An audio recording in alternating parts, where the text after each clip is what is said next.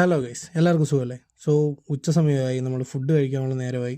ലാൽ ചേട്ടൻ വയ്യാത്തതുകൊണ്ട് ഇന്ന് ഫ്രൂട്ട്സ് ഒക്കെയാണ് കൊണ്ടുവന്നിരിക്കുന്നത്. ആ ഫ്രൂട്ട്സ് തിന്ന് തീർന്നിട്ട് ഞാൻ പറഞ്ഞു നമുക്ക് ഇന്ന് ഒരു ബിരിയാണി കഴിക്കാം, അതിനുള്ള പരിപാടിയാണ്. അങ്ങനെ ഫ്രൂട്ട്സ് ഒക്കെ തിന്ന് തീർത്ത് ഞങ്ങൾ ഇതേണ്ട ബിരിയാണി മേടിക്കാൻ പോവാണ്.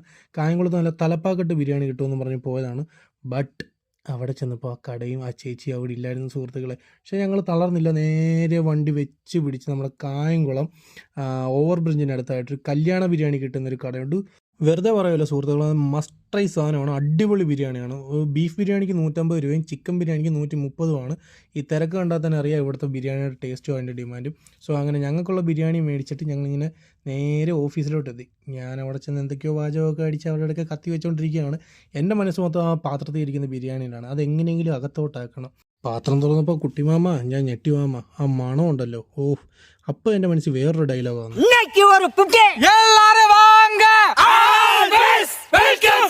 നമ്മുടെ നോർമൽ കടയിൽ നിന്ന് കിട്ടുന്ന ബിരിയാണി പോലല്ല, നമ്മുടെ കല്യാണത്തിനൊക്കെ കിട്ടുന്ന ഒരു സ്പെഷ്യൽ ബിരിയാണിയില്ലേ, ആ മസാലയും അതിൻ്റെ ഒരു കോമ്പിനേഷൻ, നല്ല സോഫ്റ്റ് ബീഫ്, ആ ടേസ്റ്റാണ് ഇതിന്. സൂപ്പർ സാധനം, ഹൈലി റെക്കമെൻഡഡ് ആണ്. സോ ആർക്കെങ്കിലും വേണമെങ്കിൽ നേരെ കായംകുളത്തോട്ട് വെച്ച് പിടിച്ചു.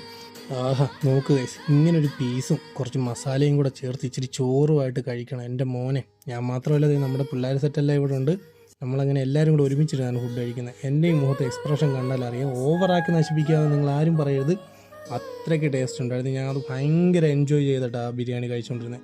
അങ്ങനെ ബിരിയാണി എല്ലാം കഴിച്ച് എൻ്റെ കുടവേറി ഞാൻ പിന്നെയും നിറപ്പിച്ചു. സോ വീഡിയോ കണ്ടിരുന്ന എല്ലാ സുഹൃത്തുക്കൾക്കും ഒരുപാട് നന്ദി. സോ ഇതേപോലെ നല്ല നല്ല വീഡിയോസിനായി ഓൺ ദ ഗോ വിത്ത് ഋഷി എന്ന യൂട്യൂബ് ചാനലോ ഇൻസ്റ്റഗ്രാം പേജോ ഫോളോ ചെയ്ത് വെക്കൂ.